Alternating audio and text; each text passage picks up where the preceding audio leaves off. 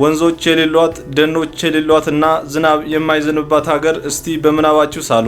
ከአሜሪካዋ ኮንቲነንት ግዛት የምታንስ ትንሽ ሀገር ከጠቅላላ ህዝቧ ውስጥም ትክክለኛ ዜጎች የሆኑት 12% ብቻ የሆኑባት። ይሁን እንጂ ይህች ሀገር በምድር ላይ ካሉ ከማንኛውም ትልቅ ሀገራት በበለጠ ሀብታም ናት። በለንደን ሰማይ ጠቀስ ህንፃዎች ያሏት፣ በፈረንሳይ የእግር ኳስ ክለቦች፣ የአየር ማረፊያዎች፣ ባንኮች፣ የመኪና ኩባንያዎች ያሏት ሀገር ናት። በዚህ ሁሉ መሃል ደግሞ አንዲት ንግስት ሴት ይገኛሉ።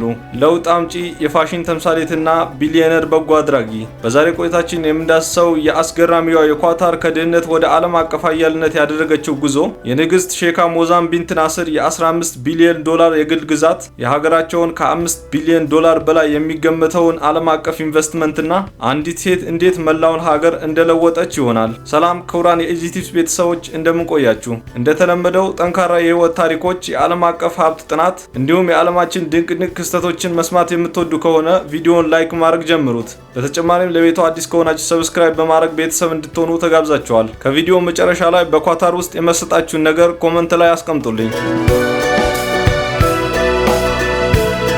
ወደ ኳታር እንኳን ደህና መጣችሁ። በዚህች ሀገር ውስጥ ከ95% በላይ የሚሆነው መሬት በረሃ ነው። የበጋ ሙቀት ደግሞ 45 ዲግሪ ሴንቲግሬድ ይደርሳል። አንድም ቋሚ ወንዝ የሌላት ሲሆን እያንዳንዱ የንጹህ ውሃ ጠብታ ከባህር ተቀድቶ ጨው እንዲወገድለት መደረግ አለበት። ነገር ግን እዚህ ጋር የሚገርም ተቃርኖ አለ። ከዚህ ደረቅ በረሃ በታች በምድር ላይ ካሉ ትልቁ የተፈጥሮ ጋዝ ክምችት ይገኛል። ከሩሲያና ከኢራን በመቀጠል ኳታር በዓለም ላይ በሶስተኛ ደረጃ ከፍተኛ የተፈጥሮ ጋዝ ክምችት ይዛለች። ይህቺ 11500 ስኩዌር ኪሎ ሜትር ብቻ ስፋት ያላት ሀገር በነፍስ ወከፍ ገቢ በዓለም ላይ ካሉ ባለጸጋ ኢኮኖሚዎች አንዱን ገንብታለች። በአጠቃላይ የህዝብ ብዛቷ 2.8 ሚሊዮን ቢሆንም ኳታራውያን ግን 12%ን ብቻ ይዛሉ። ይህን ዜጎች ብቻቸውን የኳታርን ዜጎች በቁጥር ይበልጣሉ። ሆኖም ግን ይህች ሀገር እንዴት የዓለም አቀፍን ፋይናንስ ተጽዕኖ ፈጣሪ ልትሆን ቻለች?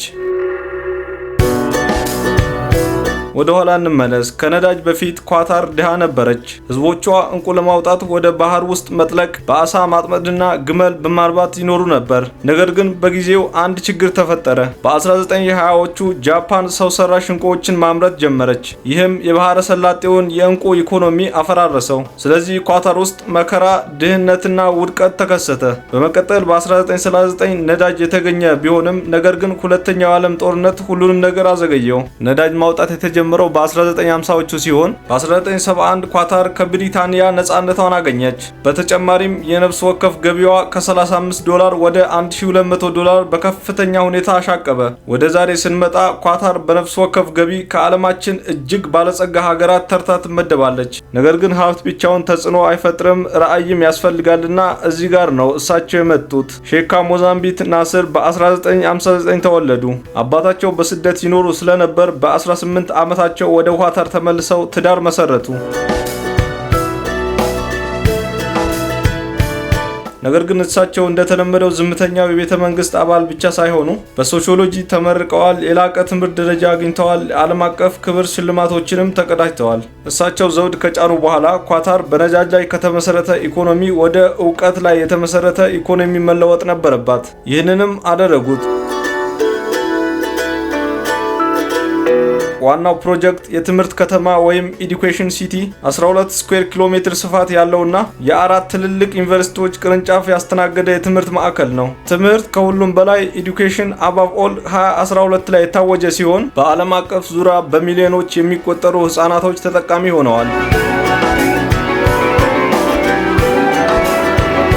በኳታር ኢንቨስትመንት ባለስልጣን በኩል ኳታር ከ500 ቢሊዮን ዶላር በላይ ሀብት ታስተዳድራለች። ከዚህ ውስጥም ጥቂቶችን ስንጠቅስ በለንደን የሚገኘው ዘሻርድ ህንፃ፣ በቮልክስዋገን ከፍተኛ ድርሻ፣ የፓሪስ ሴንት ጀርሜን ወይም ፒኤስጂ የእግር ኳስ ክለብ፣ የሄትሮስ አየር ማረፊያ የተወሰነ ድርሻ፣ በኒውዮርክ ከተማ ውስጥ ያሉ ውድ ህንፃዎች። በተጨማሪም ኳታር የ2022 ዓለም አቀፍ ዋንጫ አስተናግዳለች።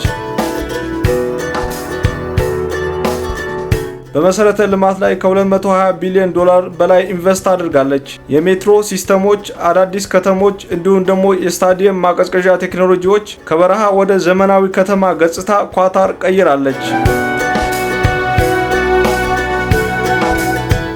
በዓለማችን ሕግ ብዙ ጊዜ ሀያልነት ደግሞ ውጥረትን ይስባል። በ2017 ሳውዲ አረቢያ፣ ኤሚሬት፣ ግብፅና ባህሬን በኳታር ላይ ማዕቀብ ጣሉ። የአየር ክልሎችም ተዘጉ፣ ድንበሮችም ተቆለፉ። በፖለቲካ አለመግባባት፣ በውጭ ፖሊሲ ነጻነትና በአልጀዚራ ሚዲያ ተጽዕኖ ፈጣሪነት ነበር ችግሩ የተቀሰቀሰው። ከ4 ዓመት በኋላ ማዕቀቡ የተነሳ ሲሆን ኳታር ይበልጥ ጠንክራ ወጣች። በመጠን አነስተኛ በስትራቴጂ ግን ትልቅ፣ ከእንቁ ጠላቂዎች ወደ ነዳጅ ቢሊዮነሮች፣ ከበረሃ መንደሮች ወደ ዓለም አቀፍ ባለሀብቶች፣ ከስደት ወደ ዓለም አቀፍ ንግስትነት፣ ራዕይ፣ ትምህርት፣ ለስላሳ ኃይልና ስልታዊ ተጽዕኖ።